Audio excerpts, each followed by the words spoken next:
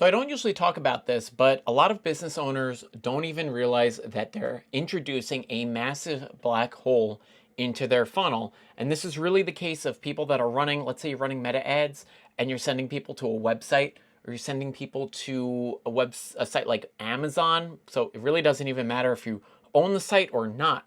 But what they're doing is they're sending people directly to the site, and they don't realize that they have to send so much traffic and spend so much ad spend to get a result.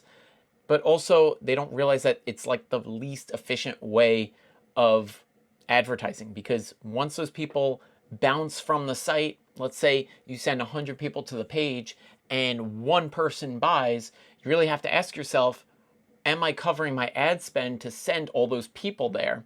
And do I have a mechanism in place to get back in front of those same people that I already paid for? Because you have to think about this when you're advertising, because when you've got an ad running, the ad could be fed by two different types of traffic, right? So we have cold and warm.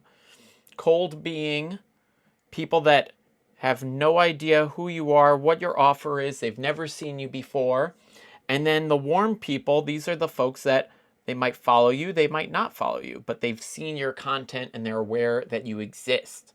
So the idea here is, if you're sending a mixture of these over to a site, well, what happens if they don't decide to move forward with you, right? Most people don't ask these questions, and they end up paying for it and they don't realize that they're paying for it. So let's say you spend, let's say on average that it's $1 a click, a link click on Meta to get somebody to your page. So you might have to send $100 worth of traffic to the site to get a conversion, right? And then it depends on what your actual conversion rate is. So if you have a 1% conversion rate, you might sell one product.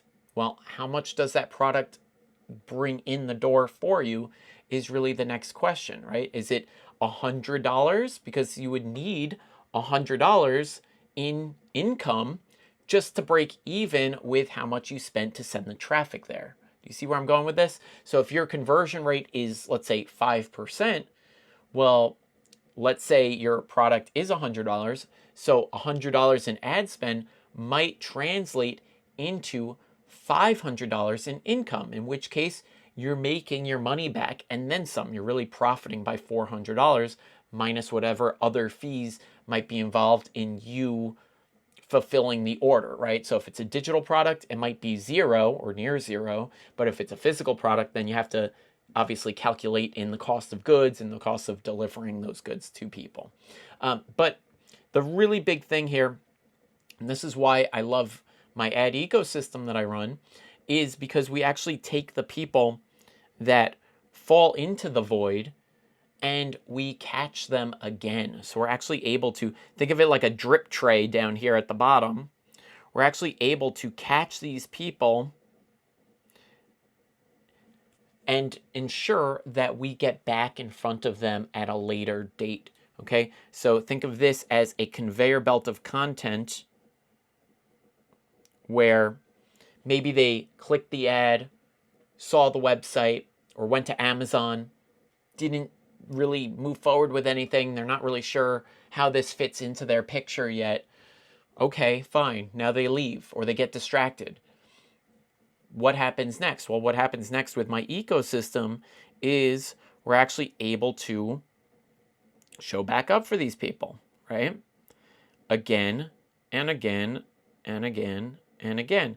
Now, a lot of people think, hey, but Matt, I've got a pixel on my site. Doesn't that cover it? Doesn't that cover everything? Yes and no, not really, because if you're not engineering your actual ecosystem, there's no guarantee that that's going to do much for you. And not only that, the pixel these days is less accurate than ever, and a lot of that has to do with the privacy improvements on iOS and Android, and in general, people using multiple devices before they make a buying decision, right? So right now, I'm on my Mac. I've got my iPad here, right? Got the phone, that's already 3 devices. People sometimes buy stuff through their TV even these days. So you have to have a really good system in place so that you can capture that purchase or capture that person really. And it's not just with the Pixel. So a lot of what I'm talking about with in regards to this, or all of this really, happens on the platform. And that means it's first party data. That means that we're not relying on a Pixel that's going to break, that's going to underreport purchases or underreport performance in general. It's all first party data, so we're actually able to get the best data with this system. And this works really, really well if you're not just sending them to a site like Amazon. What if you're running a webinar and you're doing coaching, right? You might have a VSL that people need to watch to get deeper into your funnel. You might have multiple pages that people need to click through before you get them to buy something, right? In between each of these steps, you're introducing a black hole, another opportunity for people to leave the page because they get distracted. It just happens. That's how life works, right? Again, we're engineering it so that we're getting these people back onto our conveyor belt. That way we get back in front of them, and that way we could fulfill reaching our 7 hours of content that the average consumer wants to see before they move forward with a buying decision, right? 7 hours of content, 11 touch points, 4 platforms. We're able to engineer it so that we can do this in a really simple way. And you can do it really cost effectively as well. You don't have to spend $100 to send all this traffic to the web page. You can spend $5 a day and warm these folks up before you ever send them to the page. And guess what that does? That's going to boost your conversion rate big time. So instead of sending, like if I asked you to go to a website and buy something right now, you probably wouldn't go and do it. You might want to look at the pricing. You might want to understand what you get with it. You know, you're going to want to see reviews or what the testimonials are like, or what the results might be before you move forward. But if I'm showing you a whole bunch of content and I'm warming you up and I'm showing you what it's like to work with me, I'm showing you the pricing, I'm showing you what you get with it, I'm showing you how this stuff works, well then by the time you actually get to the website, there's a greater chance that you'll actually move forward with a purchase. That's just how it works. I'll tell you a different example. This is, I do a side business where I do affiliate sales too. I don't really talk about it much, but it is something that I do. And with that, I run different websites, okay? So I have different sites that solve different problems, okay?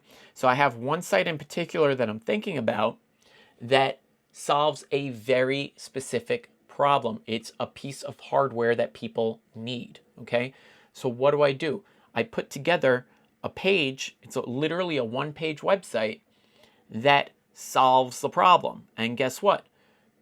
In order to even find the page, you have to be looking for that specific result. You have to literally look for the fix, okay? So the fix is my bait to get people in the door, and I do that with a video. Hey, do you want to fix this problem? Well, then I'm going to show you how to fix the problem. I give you all the stuff that you need to warm up to the idea.